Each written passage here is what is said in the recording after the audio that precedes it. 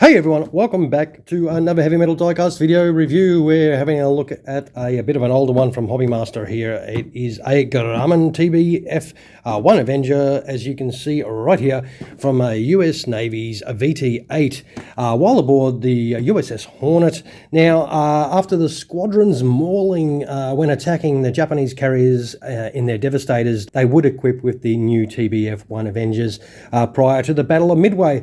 Now, during the Battle of Midway, they would be the first Navy aircraft to arrive and attack the Japanese fleet. Of the 6 Avengers that attacked, only 1 aircraft would actually make it back, although with a badly damaged aircraft and a dead rear gunner. Now, the aircraft was so badly damaged it was actually considered beyond repair, effectively wiping VT-8 out once again. Now, new pilots and new aircraft would eventually see the squadron back in action for the remainder of the war. But boy, these boys in VT-8 went through a lot. Now, let's have a little look what we're going to be checking out. And look at that big old girl sitting in there. It does look very nice. It does have those little accessories in the flap and some details in that flap as well. All right, let's talk and let's open up the box. Alrighty, as usual, you do get a 3-piece stand. It is all plastic. It's a cradle type one. You do also get a baggie that does have the accessories for the gear up and gear down and the pilots and everything like that. This is a second-hand purchase, so I would assume it's in a different bag. This is just what the seller has provided me, hopefully with all the parts, you know my luck. And this is the packet that's in the flap, of course, and so you can either fit it out with bombs or torpedoes. For ours, we're going to set it up as the torpedo bomber. You do get 2 antennas. Well, that one looks like it's being broken because it does look a bit shorter than that one, so I'll use that one. So you do get lucky they have a spare, so we'll get this model out. All right, now these are your pilot figures. Yes, they seem to be both a little bit legless. They are, yeah, I don't know if I'd use those at all in my model. They are very, very weird how they're only got just a torso pretty much that you'll be putting in. But that is just what you get with them. Let's see if we can pop this thing out. It is not the smallest beast, but it kind of is resisting. So be careful of that little antenna there. There's probably some stuff underneath as well, like those. Be very, very careful. Wow. All right, let us move this part out of the way. Will I? Yeah, might as well. We'll try and set this up for in-flight quickly before we look at it. Something a little bit different, what do you reckon? I'll just put the closed one on first. I know it's probably more likely to be open in the open position when flying, but just for the ease of doing this part of the video, boy, that clicked in really nicely, which to me always means that's going to be a pain in the ass to get out.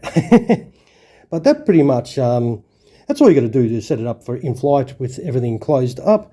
Whoop, that tail wheel just dropped out, and this piece just should go right on the top here, I'm assuming.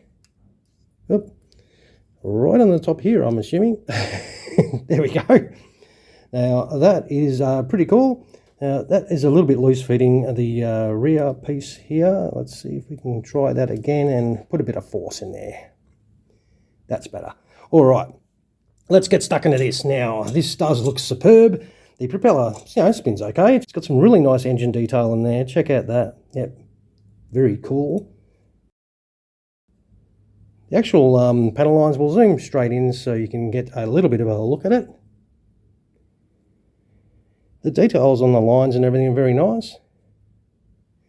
Now, I'm assuming this is a one-piece canopy that does just pull open. And as you can see, there's a lot of nice detail inside there. Check out the belts on the seats and everything. That is pretty nice. Now, the ball turret, I don't think moves. That's sort of in a static position. The gun, that doesn't move either. But overall, this looks pretty cool. It is another nice looking unit. And with a fair bit of history, a VT-8 that went through all kinds of hell. Now, underneath, as you saw, it was quite straightforward to put everything on there and set it all up. These 2 little holes is where it'll be on the stand, of course. And that does look very nice. Yep, for sure. Oh, and of course, yeah, you'd be slipping your little pilots in there if you wanted to. All right, we'll quickly chuck this on the stand, of course. We'll just bring this into picture. It is quite a large stand, so that is what it's going to look like. And to put it on, yes, it's straightforward. As I said, you've got to put it in those little holes there. And that will be your cool Avenger sitting on the stand in flight. We'll zoom out a fraction, geez. Yep, very, very nice indeed. Hopefully you do enjoy what you see. Now, that is all you need to do for in-flight and ready for your shelf.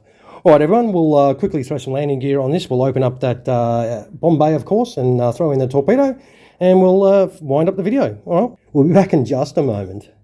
All right, we're back. Very straightforward. The landing gear goes in. It was reasonably easy to get these in-flight pieces out, so that was always good. Your tail wheel goes in. Just be careful you don't break the little gun barrel there if you're mucking around that area. Can be easy to do. You put your weapons bay doors, like for the bomb bay there on the side. You put your torpedo in, and that is straightforward too. There are other holes for the bombs as well. If you look really close in, you can just sort of see it underneath, but it is not really noticeable.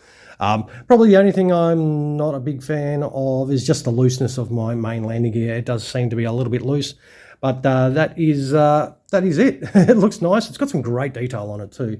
So what we'll do is we'll bring the scales in. We'll test out that landing gear on the scales and see how she holds up. So I'll be gentle, and then we'll just put it down gently on here. Oh, it's moving a little bit. Come on, stay on there, please. All right, we got 329 grams. All right, so well, do the pilot figures make any difference? We'll have a little look.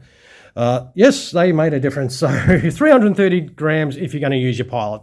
Yep, definitely a pretty cool looking model. I don't mind it at all. Hobby Master do these quite well. Just as I said, the looseness of my landing gear, probably specific to mine. I don't think it's normally like this, so I wouldn't panic too much in regards to that. But I reckon it is a pretty cool looking unit. So if you want one of these, definitely grab one of these. Doesn't have to be this livery. They do a couple of different ones. Uh-oh. Let's see if she's going to stay there. All right. Now, of course, if you found the video helpful, some of those my way be freaking awesome. Don't forget, I'll take some photos of this, throw them on at the end of the video. And also, if you're watching and have not punched that subscribe button, feel free to do that. And if you've got something to say, as per usual, down there, drop a comment. Feel free to do that. I do enjoy hearing what people have to say. And with that, I'll wind up the video. I'll stop talking your ear off. But as always, I will thank you, the viewer, for dropping past to check out this beautiful little unit here from Hobby Master. Happy hunting for your next model, of course. You all have an awesome sauce rest of your day. Cheers, everyone.